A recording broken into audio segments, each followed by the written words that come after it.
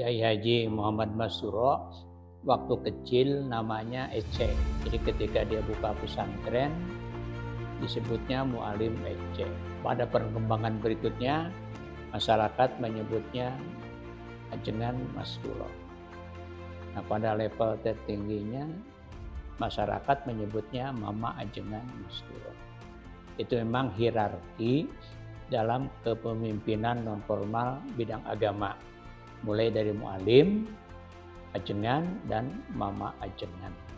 Jadi masyarakat menyebutnya Mama Ajengan Masuro. Pada kecilnya dia mu'alim Ece. Beliau lahir di Kampung Cikaroya dekat Tipar pada tahun 1901. Orang tuanya Bapak Kamsol.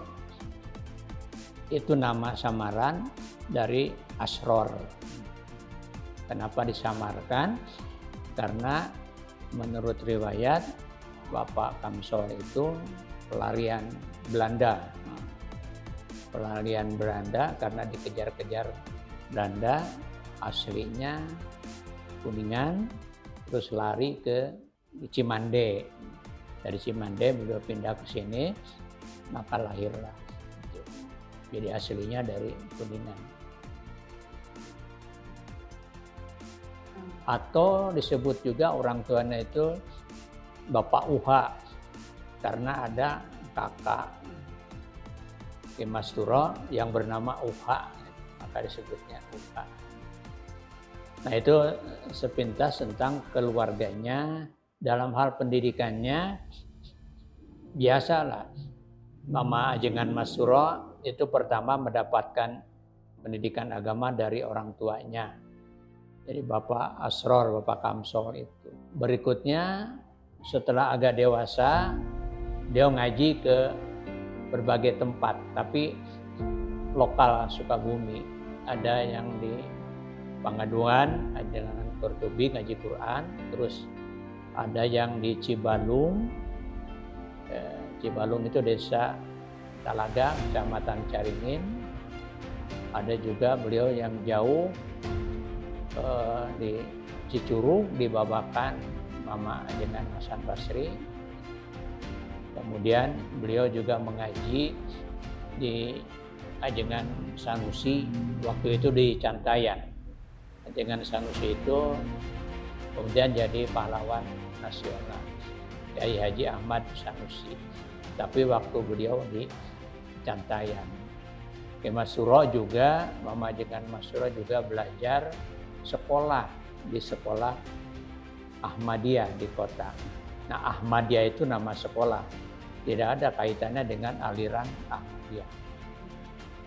Jadi desainnya gitu. Tidak banyak dia ngaji, hanya ya kira-kira 7 tahunan lah, dan itu nggak jauh-jauh.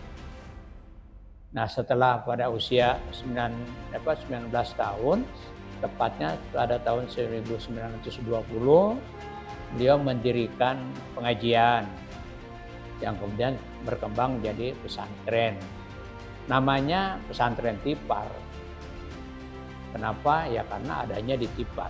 Tradisi pesantren itu namanya disesuaikan dengan kampung yang tempat pesantren ada. Jadi ini namanya Pesantren Tipar. Nah, kemudian dalam perkembangannya dia mengadopsi beberapa metodologi pengajaran di Ahmadiyah. Maka disebutlah Sekolah Ahmadiyah, dan itu cabang dari Sekolah Ahmadiyah yang ada di Sukabumi itu. Sekali lagi, Ahmadiyah bukan aliran keagamaan yang dipimpin oleh Mirza Ghulam Ahmad, bukan. Ini Ahmadiyah karena namanya aja.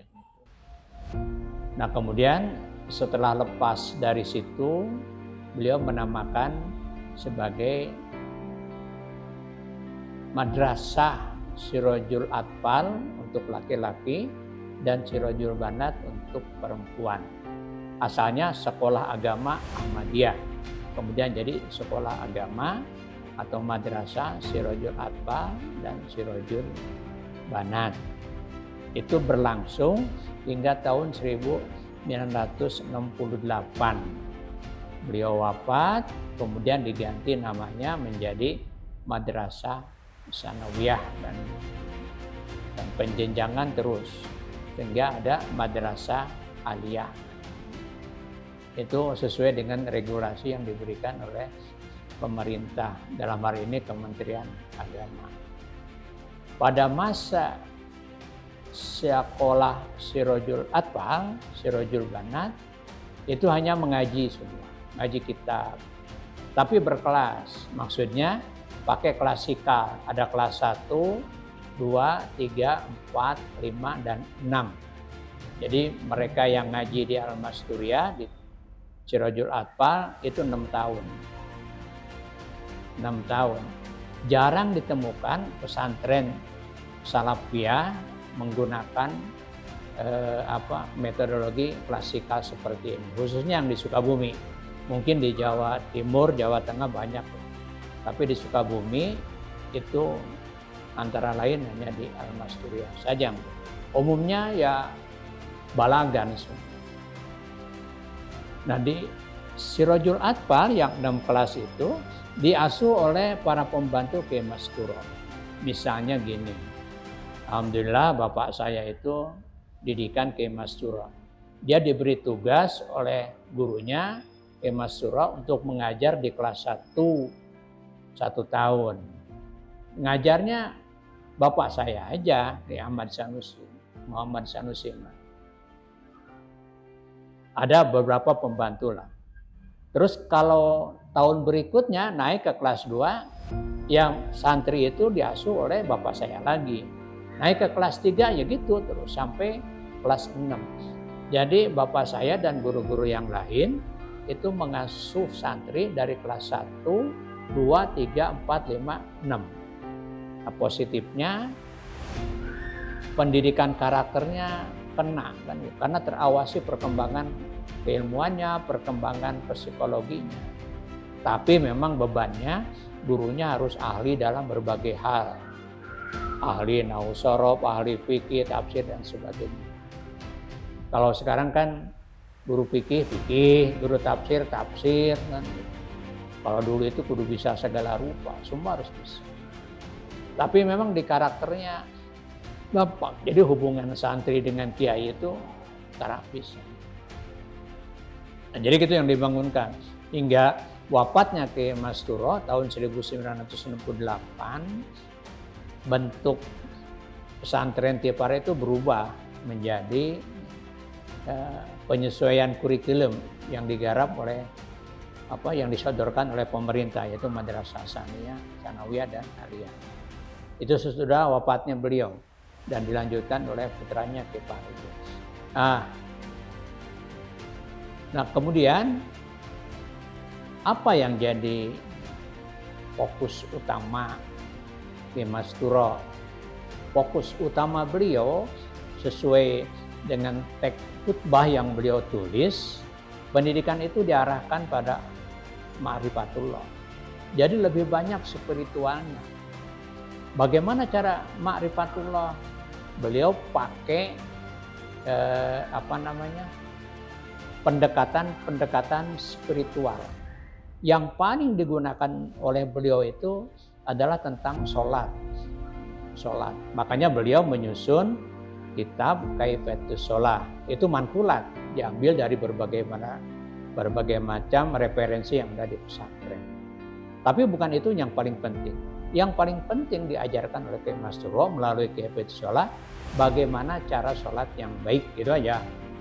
Bukan hukum-hukum sholat. Pendekatan kitab itu tidak menuju pada hukum, tapi menuju pada kaifiat, perilaku dan tata cara sholatnya. Nah sehingga beberapa arahan ajaran Kiai Mas Turo itu kepada santri dan murid-muridnya, kalau hidup ingin bagus, ingin sejahtera, kalau ilmu ingin berkah, kehidupan ingin berkah, maka perbaikilah sholat kamu, kan gitu. Jadi kalau ingin hidup berkah, sholatnya aja sembah. Dan Kiai Mas Turo itu menekankan sekali pada kaifiatus sholat. Sehingga beliau bilang, kamu harus menghargai sholat. Sebagaimana kita menghargai presiden. Kalau presiden mau berkunjung ke kita, seminggu lagi atau 2 minggu lagi kita siap-siap. Rumah dicek, jalan dibersihkan, yang bolong-bolong ditambal. Nah, terhadap sholat pun harus seperti itu. Kamu harus siap untuk menyambut kedatangan sholat. Jadi kalau zuhur jam 12, maka Kiai Masturo paling lambat itu setengah 12, setengah jam sebelum waktu zuhur, beliau sudah ada di masjid. Dan santrinya juga semua ada di masjid. Asar pun begitu, paling lambat setengah jam sebelum sholat dimulai sudah ada di situ. Itu ajaran Kiai Masturo. Sehingga pada waktu itu, kalau anak santri misalnya, sore sedang pertandingan voli dengan tamu dari manalah kan. Begitu setengah jam sudah kohol, karena ditandainya kohol. Itu berhenti aja volinya. Jadi lebih baik menghadapi sholat daripada pertandingan volleyball. Nah, jadi Kiai Masturo itu menekankan pada itu. Dari sisi keilmuan itu digarap melalui sekolah Sirajul Atfal yang 6 tahun itu. Nah, terus apa yang diharapkan oleh Kiai Masturo? Pokoknya kamu, kata Kiai Masturo kepada para santrinya, jadi apapun silakan, tapi jangan sampai melupakan pendidikan agama.